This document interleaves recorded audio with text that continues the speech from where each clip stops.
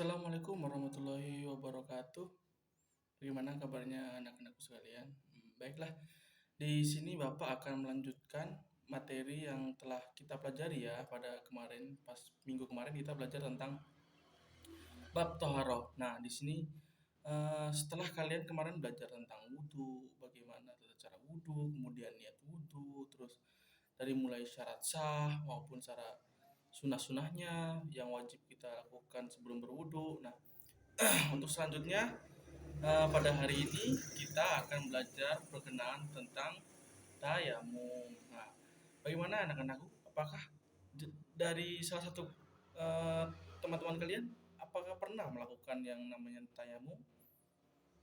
Nah, jika belum, nah di sini kita akan belajar berkenaan tentang tayamum ya.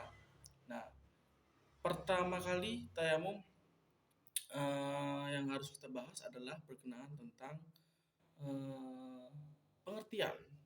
Siapa yang tahu arti dari atau pengertian tayamum? Nah, belum ada kan? Nah, di sini pengertian tayamum adalah menyampaikan atau meratakan ya. Nah, dapat kita pahami apa yang disampaikan atau apa yang diratakan anak-anak? Dan yang disampaikan atau diratakan itu adalah debu ke bagian tangan dan bagian wajah kita. Nah, mengapa hanya kedua itu? Beda halnya dengan wudhu ya anak-anak. Kalau wudhu kan bagian rukun-rukunnya itu harus kita sampaikan adalah yang pertama, untuk rukunnya saja ya. Kita ya ini bagian wajah, kemudian kedua tangan sampai siku, kemudian sebagian rambut dan bagian kaki. Nah, sampai dengan mata kaki. Nah, itu yang harus kita ketahui. Sedangkan dalam rukun tayamum itu hanya ada dua. Ini kedua tangan sampai dengan siku, kemudian bagian wajah. Nah, alat yang digunakan pada melaksanakan tayamum itu hanya itu anak-anak menggunakan debu atau bisa dengan tanah, tapi kalian harus tahu tanah itu harus suci, kemudian tanah itu harus disaring atau diayak terlebih dahulu biar kita tuh cuma ambil debunya saja, jangan tanah kita tempelkan terus masih banyak itu kita taruh ke muka atau ke tangan, itu tidak bagus juga anak-anak, dan itu juga terlalu tebal, nanti ketika kita sedang melakukan sholat itu akan menghalangi bagian bagian anggota sujud kita. Nah, bagian ini nanti ketika debu itu terlalu tanah itu terlalu tebal, maka itu akan menghalangi uh, bagian sujud kita. Nah, itu anak-anak. Mungkin ada yang ditanyakan? Nah, jika tidak, kita lanjut ya. Setelah tadi kita pengertian tentang tayamum, yakni meratakan atau menyampaikan yang apa yang disampaikan atau diratakan adalah debu kepada bagian wajah dan kedua tangan sampai dengan siku. Nah, yang selanjutnya tadi ada alat anak-anak. Alatnya apa saja? Alatnya berupa debu, bisa tanah atau pasir. Tapi harus diingat bahwasanya ketiga alat tersebut harus suci dan bersih, dan kemudian juga tidak boleh terlalu tebal. Maka ketika kita tayamum, setelah kita menempelkan ke dinding, dinding ya, ditempel di dinding. Nah, kita itu eh, di apa disuruh untuk gini kan, biar debu itu rontok, biar debu itu terlihat tipis tidak tebal. Nah, seperti ini atau seperti ini boleh. Nah, itu kan nanti kan akan menjadi tipis debu tersebut. Nah, yang sekarang adalah sunahnya, syarat-syarat tayamum. Tayamum kan hanya digunakan dalam keadaan darurat ya anak-anak. Ketika tidak adanya, yang pertama adalah ketika tidak adanya air, syarat tayamum itu. Ketika kita sudah mencari, pokoknya kita berada di gurun pasir, nah di situ kan biasanya sangat langka yang namanya dengan air. Nah, beda halnya mungkin dengan sekarang yang sudah banyak. Nah, atau ketika kita apa ya namanya, tidak adanya air tadi, kemudian kita syaratnya itu harus menggunakan debu, terus kita sudah berusaha mencari air tapi tidak ada, maka kita diperbolehkan untuk tayamum, itu syaratnya. Yang kedua, eh, kita ke dalam keadaan sakit sakitnya itu yang ketika kita terkena air, maka sakit itu kan jadi parah, maka nah kita diperbolehkan untuk melaksanakan tayamum. Contohnya seperti kalian pernah mengalami namanya cacar. Nah, cacar itu kan biasanya ketika kita menyentuh air atau terkena air, maka penyakit tersebut akan menjadi makin parah lah, makin panas atau makin semakin parah ya. Nah, maka kita diperbolehkan untuk melaksanakan sholat itu ketika dengan cara tayamum. Nah, yang selanjutnya adalah sudah masuk waktu sholat. Dikarenakan ketika belum masuk waktu sholat, maka kita tidak dilarang, tidak boleh melakukan tayamum. Dan tayamum itu dilakukan harus masuk dalam waktu sholat atau ketika seorang di dalam di masjid itu sudah terdengar suara azan, nah kita diperbolehkan untuk melaksanakan tayamum. Nah, selanjutnya adalah niat tayamum anak-anak. Nah, kita perjelas lagi. Untuk niat tayamumnya adalah nawaitu at-tayammuma listibahatis sholati lillahi ta'ala. Bisa diulangi? Nawaitu at-tayammuma. Kita potong ya sedikit-sedikit sambil kita menghafal. Nawaitu at-tayammuma listibahatis sholati lillahi ta'ala. Bisa diulangi? Nawaitu tayammuma listibahatis sholati lillahi ta'ala.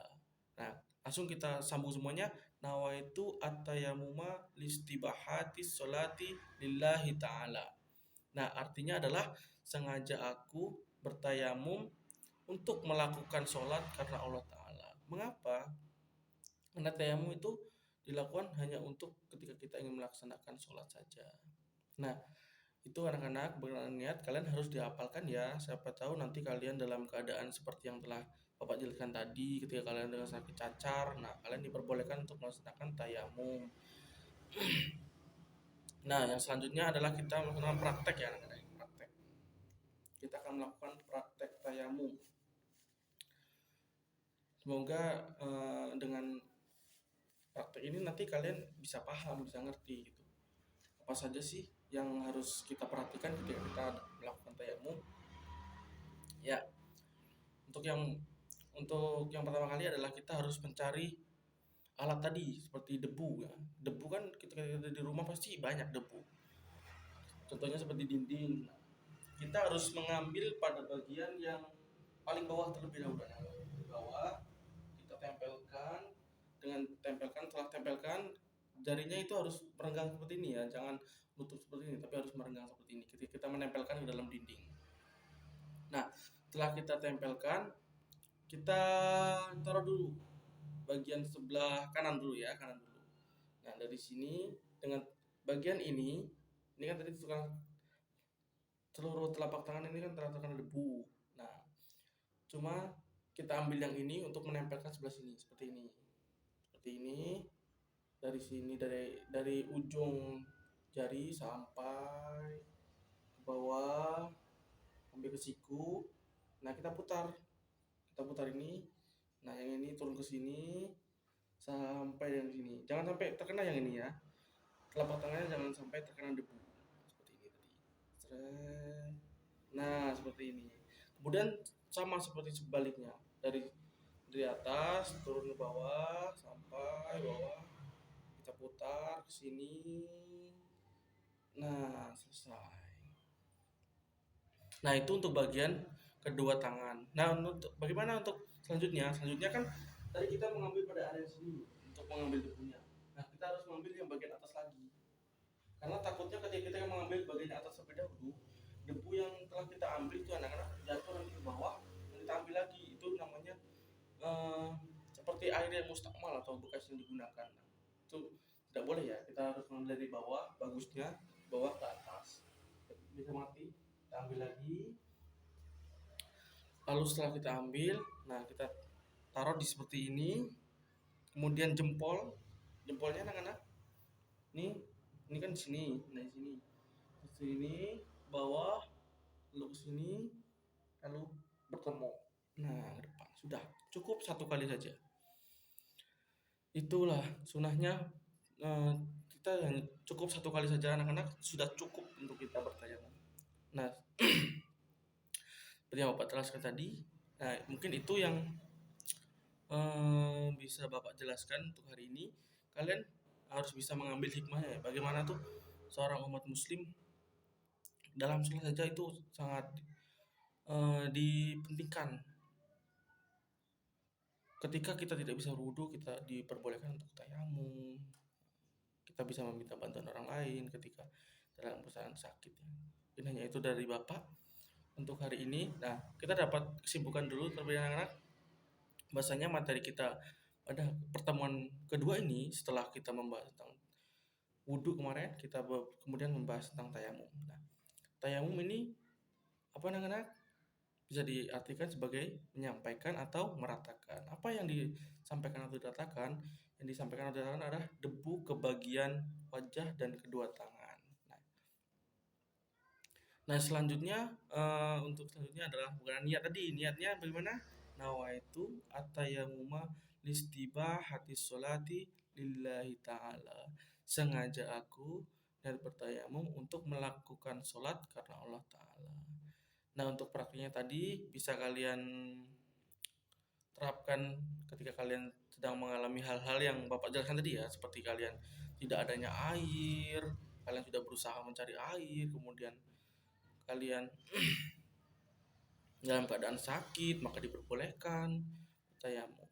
Atau ketika tapi harus itu sudah masuk waktunya sholat ya, baru kalian bisa melaksanakan tayamum. Dan itu hanya untuk satu kali sholat saja. Dan ketika kalian ingin melakukan sholat lagi, maka kalian harus bertayamum lagi. Mungkin hanya itu yang bisa Bapak sampaikan. Kurang dan lebihnya Bapak mohon maaf pada Allah, Bapak mohon ampun. Billahi taufiq hidayah. Wassalamualaikum warahmatullahi wabarakatuh. Jaga kesehatan ya semuanya. Semoga pada minggu kedepannya kita akan bertemu lagi dan kita akan membahas tentang sholat. Oke anak-anak.